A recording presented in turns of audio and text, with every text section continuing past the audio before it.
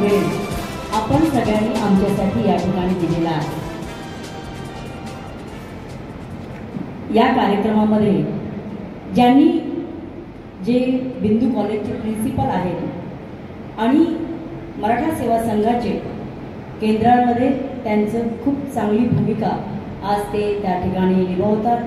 प्रत्येक जण आयुष्यामध्ये स्वतःसाठी तर सगळेच जगत असतात, पण दुसऱ्यांसाठी पण कसं जगायचं असतं हे त्यांनी त्यांच्या कृतीतून या ठिकाणी दाखवलेले आहे। असे आमचे छोटे बंधू माननीय प्राध्यापक प्रिन्सिपल पंजाबराव चव्हाण सर।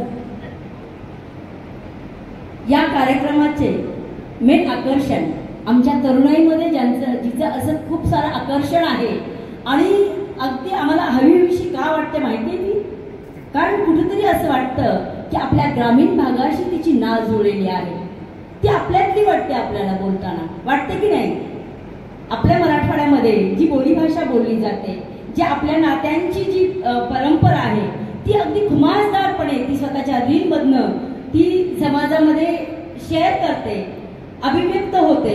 अशी आमची प्रख्यात रील स्टार कल्पना खानसोळे, तिच्यासोबत खांद्याला खांदा लावून देणारे तिचे हजबंड मिस्टर खानसोळे, आणि ज्यांनी आपली लेखणीतून समाजातला करतो त्या घटकाचा कुठेतरी सन्मान आपण केला पाहिजे। जेव्हा कुठे आपण बाहेर पडतो तेव्हा आपल्याला काम खूप काही केलं, आम्ही आता एक बाहेर पडतो घरात आल्यानंतर तू थकली का एवढं जर नवऱ्यानं म्हणलं की बरं वाटतं। तसंच जो शिक्षक समाजासाठी काम करतो, समाजाची मुलं घडवतो, समाजाची मुलं घडवत असताना ते जे बंधू भगिनी लगे खूप परेशानी होते त्यांची, जेवायला मिळत नाही त्यांना। मी पाहिलं बूथवर असताना काम या साईडला मी पहिल्यांदाच आले, पण मला खूप छान वाटलं की या साईडचे लोक पण आपल्यावर एवढं प्रेम करतात, आपले व्हिडिओ त्यांना एवढे आवडतात, खूप छान वाटलं आणि माझ्या घसा बसल्यावर मी जास्त थँक्यू। सुलतानांनी राज्य केलं, मोगलांनी राज्य केलं, त्या काळातली लोक एवढी धैर्यवान होती, एवढी हिंमतवान होती, एवढी शिस्तप्रिय होती आणि इतकी एकनिष्ठ होती, आणि म्हणून त्यांनी 700 वर्षाची जुलमी राजवट मोगलांची उलथून टाकली होती। आज लोकशाही आहे, लोक किती दबावाखाली असतात, लोक किती घाबरलेले असतात, किती भित्रे असतात, याचा अनुभव आमच्यासारख्या पत्रकाराशिवाय कुणालाही येत नाही। म्हणून ताई तुमचं पहिल्यांदा अभिनंदन करतो यासाठी की तुम्ही जिजाऊची लेख आहात, सावित्रीची लेख आहात, अहिल्याची लेख आहात, रमाईची लेख आहात, तुम्ही मुक्ताची लेख आहात, आणि म्हणून या महाराष्ट्राची तुम्ही लेख आहात। हा महाराष्ट्र तुमच्या पाठीशी एक स्त्री म्हणून उभा राहायला कधी मागे पुढे पाहणार नाही। या महाराष्ट्रामध्ये, या देशामध्ये 2 संस्कृती मानतात।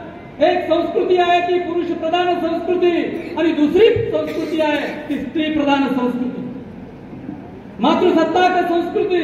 आणि आपण या जननीचं, या धरित्रीचं, या मातृसत्ताक संस्कृतीचं प्रतिनिधित्व करण्यासाठी पुढे येत आहात। आणि म्हणून फुले शाहू आंबेडकर पुरोगामी चळवळीत काम करणाऱ्या संभाजी ब्रिगेड, मराठा सेवा संघ, जिजाऊ ब्रिगेडच्या सर्व योद्ध्यांचं, सर्व सहकाऱ्यांचं, सर्व कार्यकर्त्यांचं पाठबळ तुमच्या पाठीशी निश्चितपणे उभं आहे। कारण हा महाराष्ट्र छत्रपती शिवरायांचा महाराष्ट्र आहे, ज्या शिवरायांनी या महिलेचा सन्मान करायला आम्हाला शिकवलं, हिरकणीचा सन्मान करायला आम्हाला शिकवलं, त्या शिवरायांचा महाराष्ट्र आहे। आणि म्हणून या महाराष्ट्रातून तुमच्यासारखी सुशिक्षित, उच्च शिक्षित महिला जर पुढे येत असतील तर तमाम बांधवांचं, तमाम पुरुष वर्गाचं एक कर्तव्य आहे की आपण आपल्या भगिनीला साथ देणं, तिची घना नारळानं ओटी भरणं, तिला आशीर्वाद देणं, हे प्रत्येक आई वडिलांचं कर्तव्य असतं, भावाचं कर्तव्य असतं। ते आई वडिलांचं, ते भावाचं कर्तव्य हदगाव हिमायतनगर तालुक्यातल्या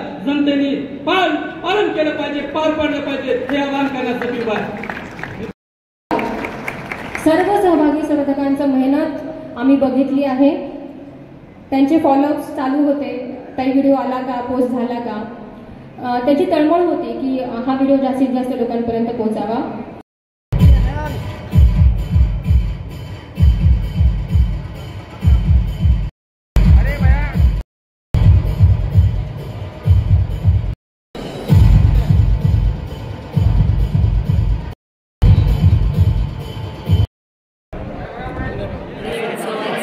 जे काही आम्ही बक्षीस ठेवलेलं होतं की तुम्ही समाजासमोर काय आदर्श देता तुमच्या गणेशोत्सवाच्या माध्यमातून, त्या अनुषंगाने हा जो बक्षीस वितरणाचा कार्यक्रम घेण्यात आला आणि त्यांचा उत्साह वाढला. इथून कुठेतरी आपण काहीतरी सामाजिक संदेश दिला गेला पाहिजे या गणेशोत्सव मंडळातून, तर त्यांना ते कामाचं एक दिशा मिळावी या स्वरूपाचा तो कार्यक्रम होता आज या ठिकाणी. आणि तिसरं म्हणजे गुरूंचा गौरव.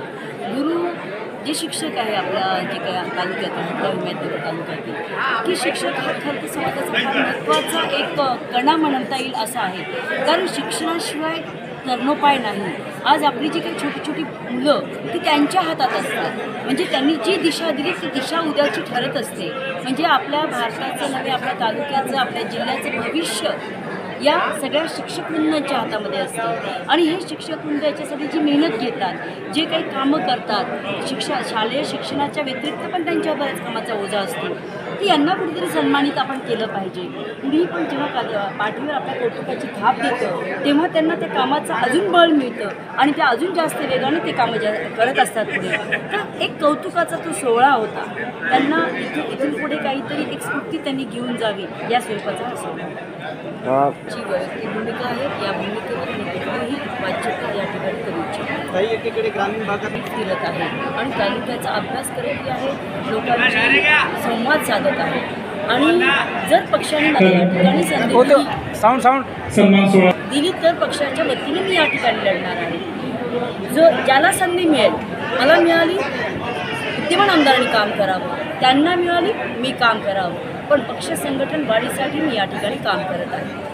आणि माझा हक्क मी आज आपण जे काय म्हणतो लोकशाही आहे, प्रत्येकाला वाटतं आपला तो हक्क आहे आणि प्रत्येकाने या ठिकाणी उमेदवारी मला वाटतं मागायला पाहिजे. आज मी जेव्हा जवळपास 170 गावं मी या ठिकाणी फिरलेली आहे आणि हे जेव्हा बघत आहे मी फिरताना, तर सगळ्यात महत्त्वाचा मराठापासून जो सर्कल आहे हिमायतनगरपर्यंत प्रचंड पाण्याचा अभाव आहे. फक्त एक पीक त्या ठिकाणी घेतलं जातं. आदिवासी जो एरिया आहे पूर्ण मी ते पण फिरले. त्यांनी सांगितलं ताई आजपर्यंत आमची आता बरीच लोकं बाहेरगावी जातात कामासाठी आणि दिवाळीनंतर तर कुणीच गावात तुम्हाला सापडणार नाही. म्हणजे मला सांगा, आपल्या तालुक्यामध्ये एवढं मोठं वैभव आहे, त्या ठिकाणी डिंग गोळा केलं जातं, सीताफळाची झाडं आहे, म्हणजे छोटे मोठे प्रोसेसिंग युनिट या ठिकाणी फार आपल्या ठिकाणी उभारली जाऊ शकतात. तालुक्याचा MIDCचा जो आहे, ज्या दोन्हीमध्ये पण हिमायतनगरमध्ये MIDC रोजगार काय असतं, जोपर्यंत तुम्ही असे प्रकल्प छोटे मोठे येणार नाही आपल्या तालुक्यामध्ये तोपर्यंत रोजगार कुठून मिळणार आहे. आज बघताय तरुणाई सगळी व्यसनाधीन झालेली आहे, हाताला काम नाही आहे लोकांची. तर त्या दृष्टीने आणि सगळ्यात महत्त्वाचं लोकांना काय लागतं, एक तर रोजगार लागतो आणि आरोग्य लागतं. आरोग्याच्या दृष्टीने सुद्धा माझ्या एक मनामध्ये एक चित्र म्हणजे एक मी आखणी केलेली आहे की आपल्या तालुक्यामध्ये वुमन्स हॉस्पिटल, एक महिला आहे, महिलेचं दुःख समजू शकतो. आज सिझेरियनसाठी जर वुमन्स हॉस्पिटल झालं, आज आपण 295 मतदार आहेत, वोटर संख्या 4 लाख